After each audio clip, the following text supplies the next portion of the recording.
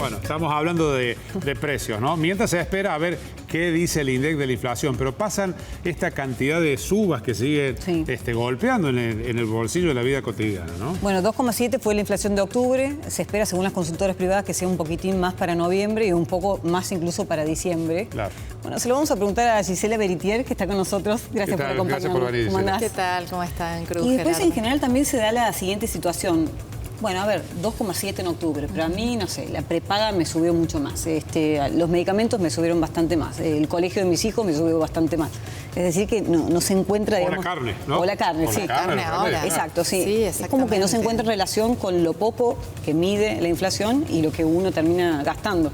No, y se está dando esta situación en la cual se están acomodando estos precios relativos, donde como en el promedio de la canasta básica alimentaria, algunos precios están bajando. Por ejemplo, hemos visto que en los últimos meses han bajado de alimentos, entonces de algún modo en ese promedio y tecnicismos terminan compensando esto que nos pasa, que los que tenemos chicos, que el transporte escolar nos aumenta, o el colegio también nos aumenta, o los medicamentos nos aumentan, y en definitiva no estamos viendo o no percibimos por lo menos en el bolsillo esta desinflación.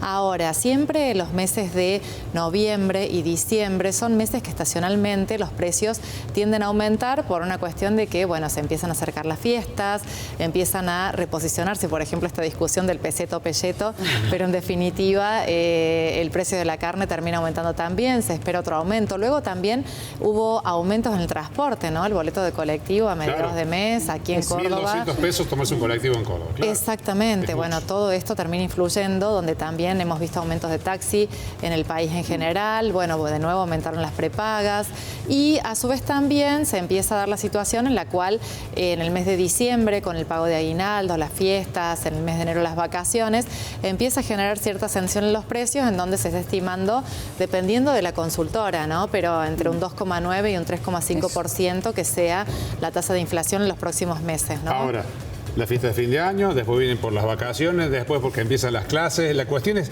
cuándo se empieza a cortar la rueda, ¿no? Sobre todo pensando en el tema de servicios y de costos, como por ejemplo la nafta volvió a aumentar. Y después, ¿cuánto falta para la luz, para el gas, para que empiece a cortarse esa parte, ¿no? El peaje, toda la cantidad de cosas que sigue subiendo como si nada, ¿no? Bueno, ahí en realidad hay toda una cuestión que tiene que ver con el tema de los subsidios en cuanto a los servicios, ¿no? Y eso es algo que todavía falta acomodar, ¿no? De hecho, todavía falta que veamos más aumentos de la luz, del gas, y en definitiva todo esto se va a ir cortando. Y luego también está el tema de las expectativas, ¿no? Inflacionarias. Yo creo que con esto de que el presidente siguió diciendo de que no iba a dar ninguna concesión con respecto al gasto público, que no iba a devaluar, bueno, fue quebrando ciertas expectativas que tenían que ver con las expectativas devaluatorias, ¿no? Que si bien estamos viendo que entraron dólares, aún así en otras épocas eso hacía que aún así la brecha fuera alta, ¿no? Esto empezó a bajar, creo que en realidad el mercado empezó a convencerse de que no se va a devaluar, y con respecto al nivel de precios, esta política tan rígida de no emisión monetaria y también de control del gasto público también empezó a quebrar las expectativas devaluatorias, pero todavía falta, ¿no? Y lo que se estima es que en definitiva la inflación termine bajando a un 2% recién entre marzo del año que viene. Igual estaba haciendo un cotejo, una comparación de lo que podría llegar a ser la inflación a fin de año, 118%, 120%, exacto. Y si uno lo compara con el año anterior, que terminó en más de 200%. Claro, un 100% menos. Hay una diferencia importante. Tasa, ¿no? ¿Qué nos falta para empezar a, digamos, de alguna forma a levantar vuelo? Bueno, ahora falta justamente que esta sensación de estabilidad se termine trasladando no solamente, digamos, al bolsillo del consumidor, sino también a cómo el empresario empieza a planificar su año, ¿no? Yo lo escuché decir, perdón, a Juan Carlos de Pablo, el economista, hace poco, la recesión ya terminó. Pero uno ve que hay un parate importante en muchos sectores. ¿Estamos en recesión todavía o ya hemos salido? Bueno, se han empezado a ver algunos brotes verdes, pero en el último mes esos brotes verdes que habían empezado a verse se han frenado, ¿no? Claro, entonces, ahí lo que que muestran las estadísticas, en definitiva, es que todavía falta ese convencimiento del sector privado con respecto a cuándo, esto que me preguntabas vos, Cruz, ¿no? ¿Cuánto falta? ¿No? Es la pregunta de la mayoría, ¿no? ¿Qué letra era la que planteaba Milei en un principio? ¿La B corta era?